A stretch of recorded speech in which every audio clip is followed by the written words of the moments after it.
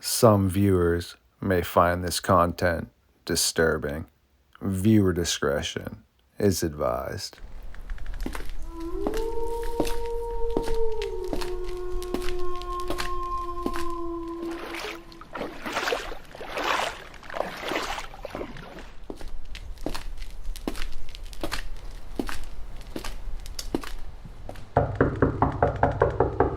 Sonya, Lynn, Mynatt. Why, hello, my friend. It's been a while. It's always nice to see you here in the Fox Den for another episode of Midnight Lycanthropy on StarFox Radio. Please allow me to attend to something. I am very hungry.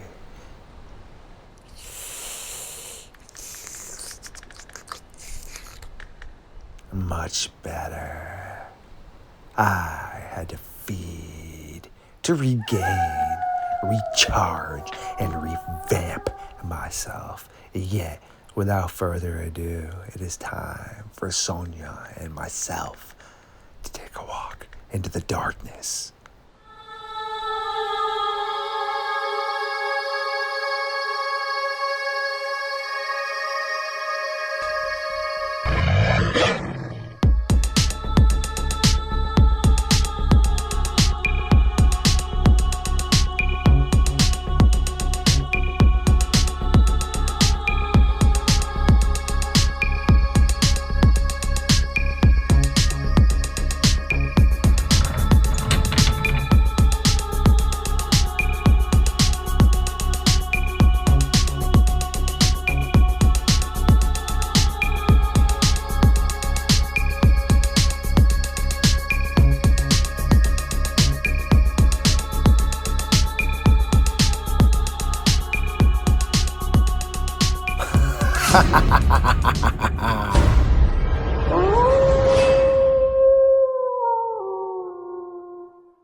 My creatures of the night, welcome back to another episode of Midnight Lycanthropy here on StarFox Radio.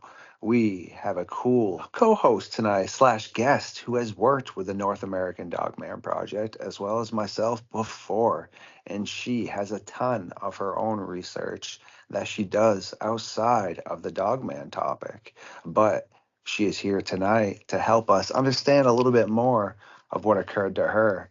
This is our friend, Sonya, Lynn, Mynatt. How are you doing tonight? I'm doing well. How are you?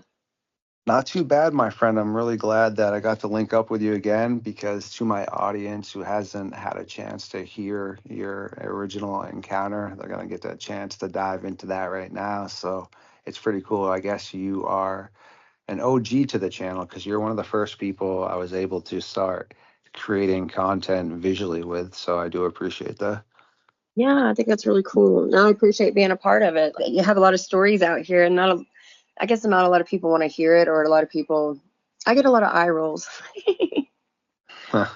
No, that's understandable. I mean, it's a topic, unfortunately, that people still don't really take seriously, which they should. And I feel that because I was invited to a few cryptozoology groups, and we actually have a cryptozoologist that works with us. And I texted him and asked if I was incorrect here, but I suggested, hey, cryptozoology is the study of unknown animals, correct? He goes, yes, 100%. Why? And I just explained to him how these two groups that invited me, as soon as I posted something about how we're working on the Dogman, because we don't just approach it as the aspect of what people think. If someone doesn't understand this topic, because we have a ton of evidence supporting cave hyenas, dire wolves, the Dinopithecus, which is an enormous baboon, short-faced bear. None of these animals went extinct. And because if you look at the scientific relevance, it only says around 10,000 to 12,000 years ago, which is a blink of an eye.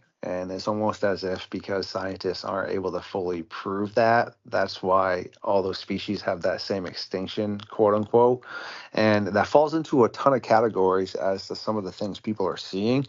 And we've been really diving into that. We believe probably around 50% or so, give or take, of the encounters that people are seeing could be some of those prehistoric animals, as well as baboons that have escaped or even come up here on their own. There's actually an old story from Florida where during a war, ironically, it was a 2-day war, these soldiers and villagers in this area near the Everglades reported a human-sized baboon raiding the market, taking food, taking goods, stalking the fishermen. So the villagers and some of the soldiers obviously were scared and they followed it back to its den, basically, which was old cotton barrels on the outskirts of the town, but they were never able to catch it.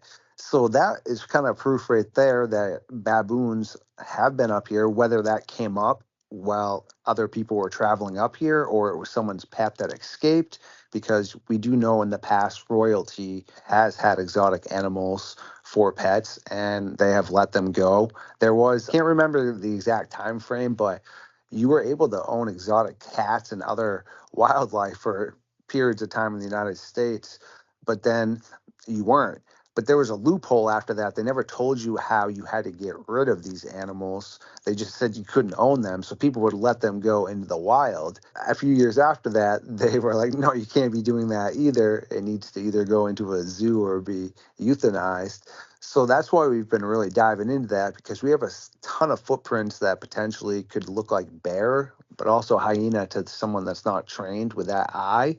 And it's really interesting. So it's good to have somebody such as yourself that's actually had a firsthand experience to kind of get your thought on that first before we really dive into things. Well, not exactly Dogman, but the hyena thing that you said, like there were reports in Virginia and I think North Carolina, around the tip of Tennessee and North Carolina and Virginia border there, about a hyena. That's a man, that he had seen a hyena in that area and he'd seen it more than once. And then other people had said that they had seen it too. So as far as like something like a hyena, because that's how they described it. It didn't look like a wolf. It didn't look like a bear. They said it looked like a hyena. So you saying that, I mean, there's other people, or, across the South who said they've seen something similar to that. And we've all heard the old story about the, the circus train wrecking and things escaping, which, I mean, animals are very adaptable. If an animal is raised in an environment where it's used to the cold, like alligators and stuff, if they're raised in Ohio, they'd have no problem living in Tennessee. I mean, all animals are adaptable like that. So things like that don't surprise me. Our timeline is so messed up to what they really originally, tell us, that there's no telling, how long it's really been since some of these animals have been around. I mean, there's more animals that are extinct than there are on the face of the planet right now, which is crazy. And most of those animals are extinct because of us. So, I mean, there's probably very small populations of a lot of animals out there that are thriving and that we just don't know about because, you know, there's a lot of parts of the mountains that we don't get to. People don't go to. No, excellent. I couldn't agree more with all that. So preach, my friend. And like you were saying with the mountains, that's a big aspect of why we believe cave hyenas and things like the short-faced bear, creatures and animals that lived in those systems. And people are going missing all around that. And we have it mapped out. And that's where we're finding a lot of the strange evidence, a lot of the strange vocalizations, a lot of the reports of where people are seeing these type of animals or creatures, whatever terminology people would like to use. And it's interesting to me when people come sideways and say, well, wait a second, a dog man has to be canine. And they start missing the unfortunate aspect of humans. For as smart as we are very awful at like painting pictures of what it is that's occurring at the moment to us, because if we can't comprehend what's occurring, our mind is trying to piece together what's happening. Whereas something that is still intelligent, say maybe like a deer, isn't trying to piece it all together around it. It's just focusing on the fact it needs to either get away or whatever is occurring. Whereas when we see something that we can't necessarily justify at the moment, we then try to piece it all together as to how it unfolded. And you could take 4 or 5 different people, and if they have never seen, for example, a crazy style baboon, that depending on where you are, in the majority of the world, men, for example, aren't really around 6 feet tall. That's in certain countries, but a lot of countries, over in Asia, for example, and in the Middle East, a lot of males are under 5 feet, so a yellow Yeah. baboon standing upright, yes, would very much be so the size of a man. And if someone has never seen a baboon, and I've put it up in some of my videos and such, they have bent back looking canine like legs to somebody that doesn't have the trained eye.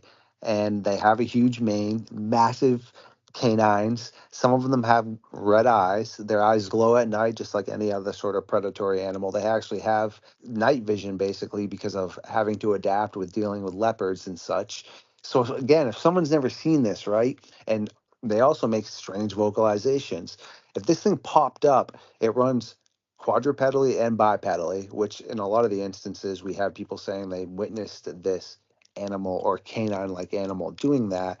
But what I'm trying to get at is, again, to the untrained eye, it looks like it's canine-ish, but we all know a baboon is primate. You could That's take a picture of a dogman or a werewolf or whatever, and you could take it and you could see how much that resembles, just like resembles a baboon in general anyway. There's always the fur around the collar, the more yes. naked chest. Like if you assess it that way, like if you take just like what you think of dogman, or like I would say werewolf because Yeah, same well, thing. but exactly, because it's And a term that we're just familiar with. It's not a bad thing. their snouts are the same. The baboon snout is the same as a dog. Like not, I wouldn't say the same because their teeth are different. Their jaws are different, but they definitely have that snout.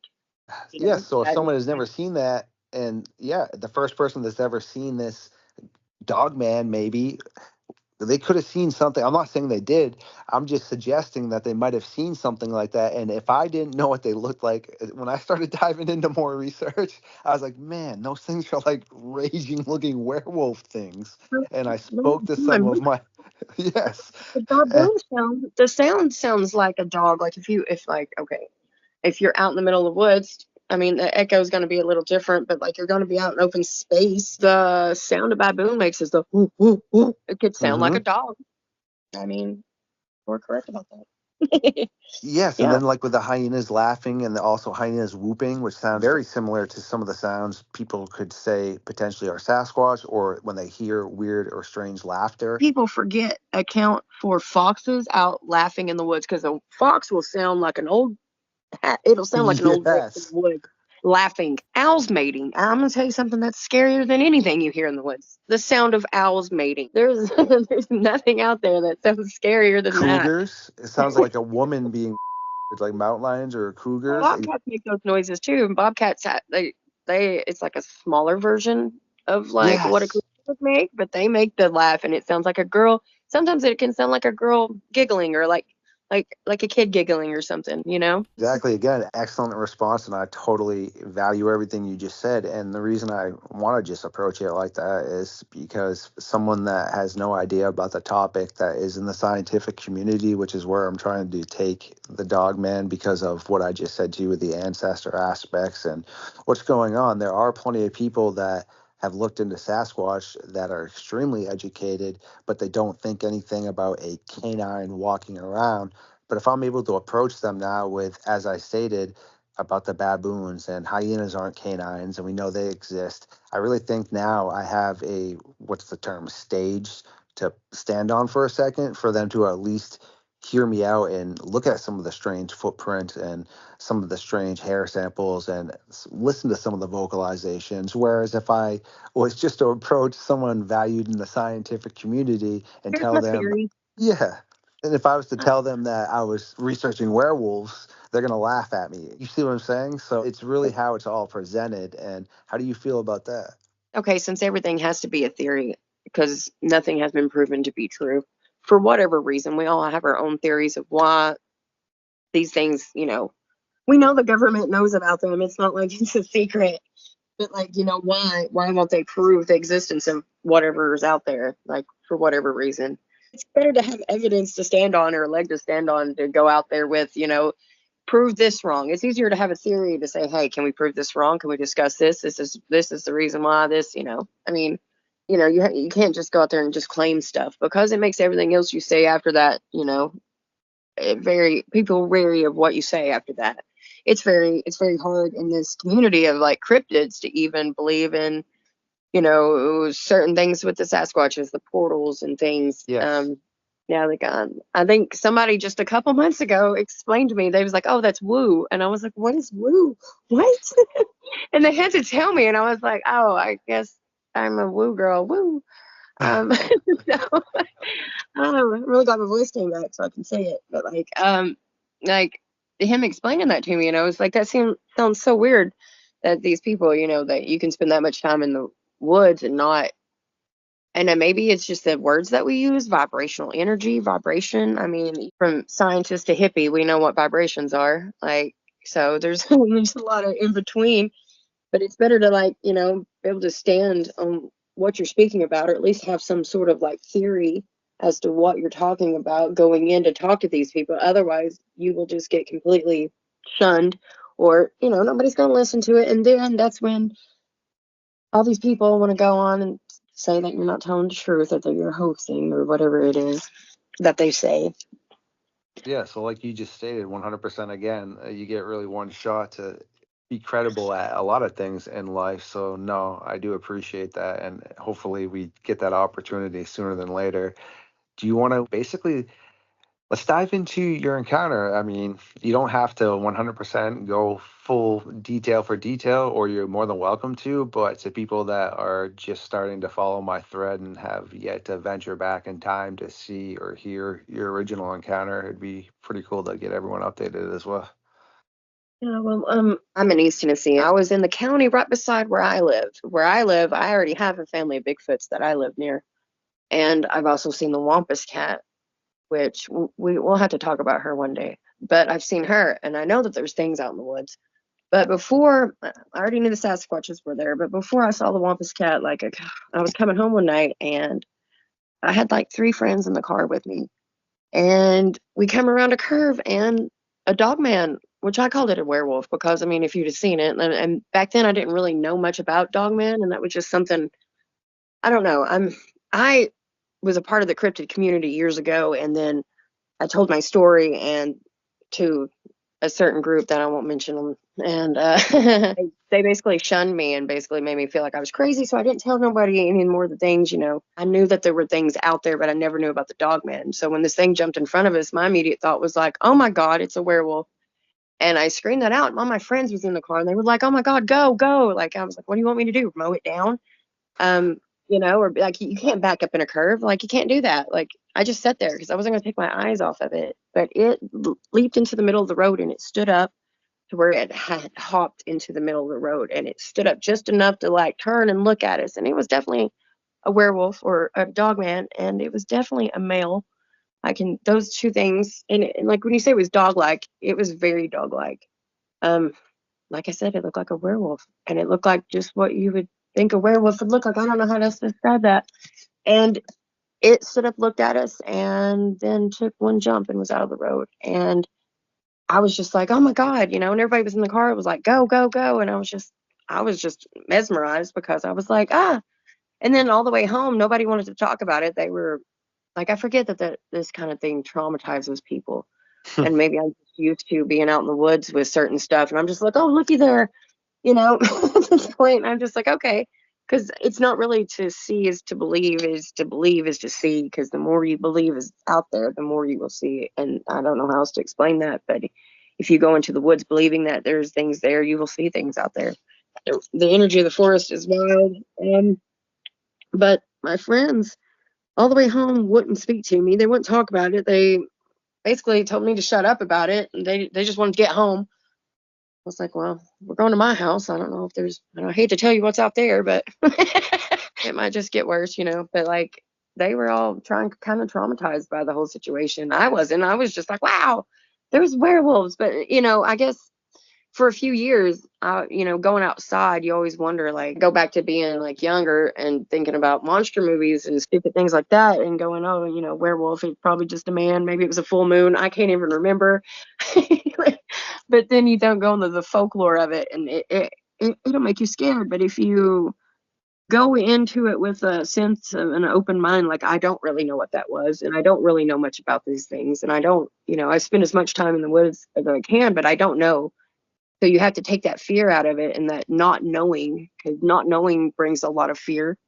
So you have to take that out of it and kind of go into it with a clean, open mind about it. And then I was telling somebody about it, and they were like, "Oh, that was probably a Dogman." And that's the first time somebody had ever mentioned Dogman to me. And I was like, "What's a Dogman?" And they're like, "Well, it's there things in the woods that are like Sasquatch." But I've had conflicting stories. Some people say they're more aggressive. Some people say they aren't. But yeah. And then I was like, okay, well, that makes sense. And going into it looking like, oh, it's a Dogman, it's more calming to be in the woods thinking that's could be what it is. 3 nights ago, I was sitting out on my front porch, and it was raining, and it's been raining out here. And all my dogs were inside. We have a couple like Great Pyrenees that are farm dogs. They were up under the porch or at the porch with us, but something howled. Like, it sounded like it was right in front of it, but it howled. It sounded like a wolf, but I couldn't tell if it was like something. At first, I'll be honest with you, my sister makes a lot of like animal impressions, but my sister, she's in Colorado right now. I thought it sounded like her. It sounded like somebody mocking her, and I was like, that was weird. I was like, that sounded like my sister. And just in my mind, because I was like, that's weird. I was like, but Sonny's not here. And I don't know what it was. I don't know if it was a coyote. I don't know if it was like a Bigfoot the other night, like just howling, or what it was. But it was wild, and I've never heard a howl like that so close to my house. Not like that. I don't know. It was just something that had me thinking, and I was like, this has just happened like 3 nights ago. I told my Bigfoot group about it, and they were like, that's cool. I was like, yeah, I'm liable to get attacked by a pack of coyotes, because I'm like, oh, a howl. Let me follow that into the woods, because I will. That's that's one of my one of my biggest things, curiosity. Like, I'm not scared of too much in the woods anymore, But I gotta remember, like, there are other predators out there that I do have to worry about. But I don't carry my gun often when I go out there, not like I used to. I used to not go into the woods without my gun, and now, like, because I know those things are out there, I don't really take my gun with me. And I don't know if it's stupid to feel protected, but I do. No, you are definitely very correct on needing to be safe out there. And thank you again for reiterating all that. That is definitely cool, but it's also nightmare fuel, because it's nightmare fuel to whoever had to experience it. But it's cool from a journalist aspect and a historian to be able to hear that, because I've never had any sort of paranormal activity or anything along the lines of that. And growing up, I've just found the field of cryptozoology and the study of just things in general that are potentially unknown or have existed, whether it's dinosaurs and sharks. So I've just always had that mind to learn and just be fascinated like that. So I carry the childhood fascination into still with my research. And it's just always intriguing to hear that. Do you mind if I ask you a few questions potentially about how the encounter unfolded? Yeah, sure. Sweet. So when you said it leapt away at the end, do you feel like it was it standing actually, like, say, standing up, or do you think it was making that motion that looked like it was standing up as it leapt, because you had said it did that all pretty much in one motion? And do you feel like that's how that happened, or do you think it was standing up because it had full capability of being comfortable if it stayed there and wanted to stay there? Honestly, well, I don't think that it wanted to stick around. I think it was just it got caught in the moment, because it came off of like into the road off of a embankment, and it was already standing, I believe, when it hit the road. Like, I think it was already coming down the embankment when I came around the curve, and it had like leapt out in front of us. So I think it was already standing, but it just stood there just enough to just turn and full, because like when it leapt, it kind of crouched down, you like as you would if you leapt from something like high, and Hmm. it crouched down, and then it kind of just turned and stood and faced us. And that's why like I know it was a male. Like, got Yeah. full view of everything, because like I was like, oh my God. And everybody else was just like, go, go, go. Like, what was I gonna do, run it over? It was in the middle of the road, and it took one leap and was out of the road again and gone. And there's another embankment on the other side of the road because of where the curve is. It's just an embankment, curve, another embankment that goes Boom, down boom, into a boom. field. Yeah. It stood there for a few seconds, enough to get a dang good view of it, because we all did get Did you flashed see? by. Did it have a tail? Were you able to see that by I any didn't see chance? a tail. I didn't see a tail. I did not see a tail. And with like I said, like it turned and everything. I did not see a tail. So, Okay. which, like we were talking about the baboon part theory of it, and I was like, I could see that, because even seeing it the way it does, the way their chests are, like, because it was hairy, but it did have like a bare chest. Like Sasquatch has more hair everywhere, but this Yes, thing yes. had like gimpy hair. It wasn't as Like, hairy. yeah, It was, splotchy kind of, or patchy. Yeah, I've heard of that. Yeah. yeah, yeah, and it was like, from like shoulder blade to like down the arm, but just like on the top, like the middle, like it was just, yeah, it was in patches. Yeah. Huh.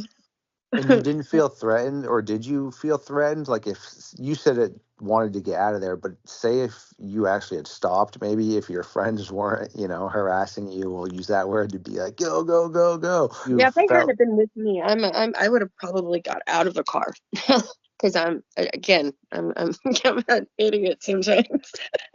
I'm not recommending to anybody that they should do anything that I'm telling you, but I didn't get bad vibes from it. I just got the vibe that it just didn't want to be there, and it didn't mean to be seen. It just wanted to go. You know what I mean? It was just like, oh kind no, of like, oh crap, you I got, yeah, know. okay. Yeah, like it came off the hill too quick, and I really do believe that's what happened.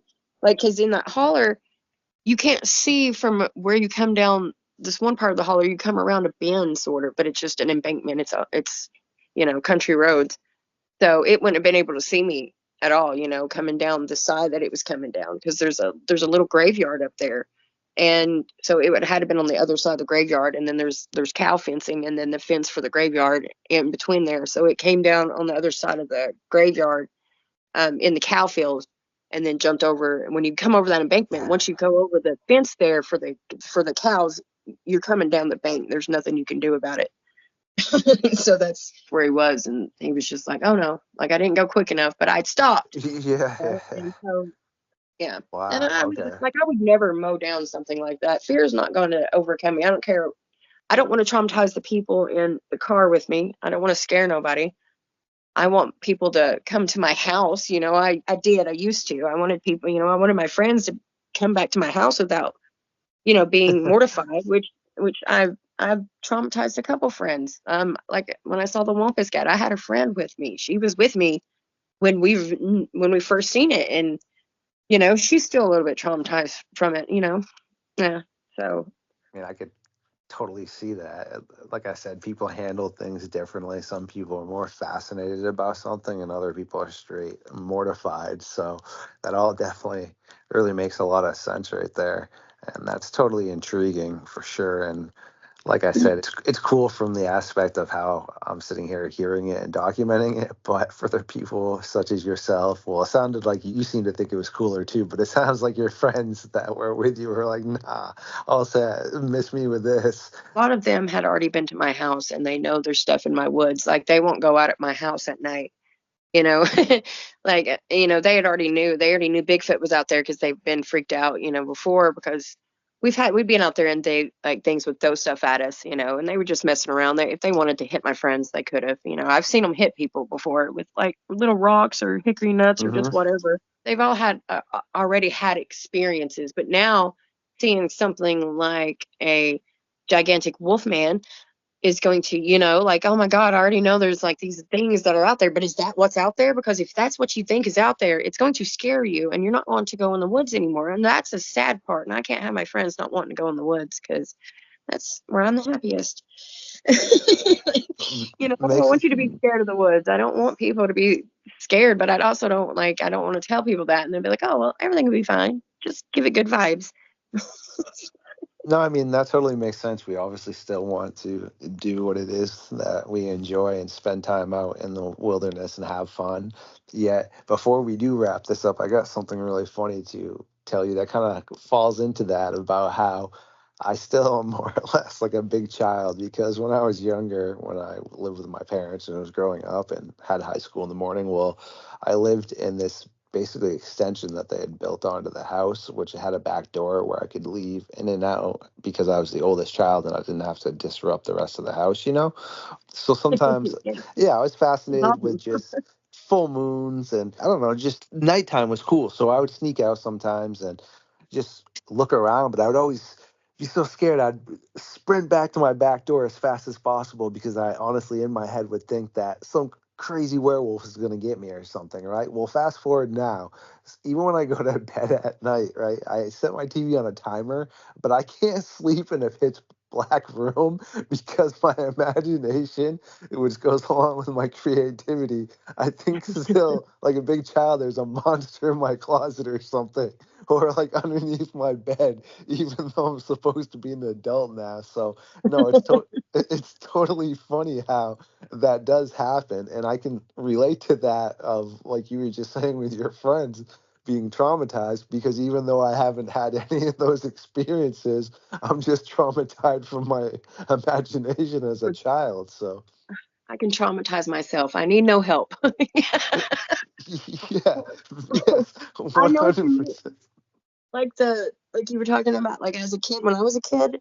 Okay, I remember being like on my fourth or fifth birthday, we rented The Howling. Oh, well, that my scared my sister. She's older than me. Scared her, and she was mad at me about that. But for years, I had a reoccurring dream about wolves breaking into my house and running through my house. And before I'd go to bed, I would look around the house and think, okay, this is where I can hide. This is where I can hide, just in case something ever does come in. Because I would have dreams of stuff that came true, and I still do. And so I like, and this was that one nightmare that I would have, and it was reoccurring, and it was wolves. They would burst through the front door, and they would run through the house, and I would always hide behind the fridge or hide beside the fridge. It was always like in my dreams. So when I go to sleep at night, I would like look at the places to go if something broke through. Like this Yes, is my exactly. escape route. And for years I did that. Like I don't do that anymore. Like my mom gets mad if I don't lock the front door, and I'm like, "What, Mom? It's been 37 years and I nothing's come in still on us do. yet." I think we're okay. But my mom's one of those people. She's scared of the dark, and I don't mean the dark. I mean what's in the dark. And she knows those things are out there, but we're not allowed to talk about it with her. She knows they're out Makes there. sense. Yeah, That's she's seen them, understandable.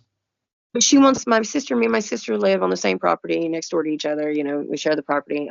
And she wants to be able to walk in between houses and not get scared to death in the process. She wants to be able to walk, just into the From point house A to without point B. Yes, yes. right, without her mind going, "Oh my God, I heard something." And we have a creek in our front yard, so like the creek drowns a lot out. So if you hear something, you've heard it. That It's just totally makes sense. That's so funny because also American Werewolf in London, another one. My parents were, especially my mom, she was huge into creature feature films, which is, I'm not a big horror person at all, but any sort of creature feature, as long as it's not like too cheese, I usually just will throw it on in the background or something. But growing up, every Halloween, because they would watch American Werewolf in London, because my mom was into that stuff and she used to decorate all the yards all up, and they would tell me that you could watch it if you want to, but you have to be a certain age. And I think it was once I was 13 or something, but all the way until I was, I believe, almost 18, I was never able to fully watch that movie because it scared the living crap out of me. And especially like the transformation scenes and everything. So it's so funny how like I said, I've never had any sort of paranormal aspect experience or anything at all, but I'm already traumatized just from I think like Hollywood. Silver Silver Bullet was my jam, and it didn't make me scared of werewolves. Really, it just made me scared of priests. Yeah, that movie's super cool too. That's a cult I classic. was like scared, I was scared of the preacher. I was like, That's so funny. Well, I do appreciate you so much for stopping by tonight and hanging out with us in the Fox Den, because it's always great to hear people's encounters and get different insights as to what the heck is occurring, and especially getting a chance to speak to somebody that's had a firsthand experience. So very much kudos for you to coming by tonight. And if you ever do want to pop back by again, make sure to keep us posted. yeah, of course, and I appreciate you having me. I enjoy talking with you. Thank you for everyone who stopped by tonight for another episode of Midnight Lycanthropy here on Star Fox Radio. If you do enjoy my content, please like, subscribe, and share it. Feed the algorithm. And until next time, keep your head on a swivel, because there are things that go bump in the night.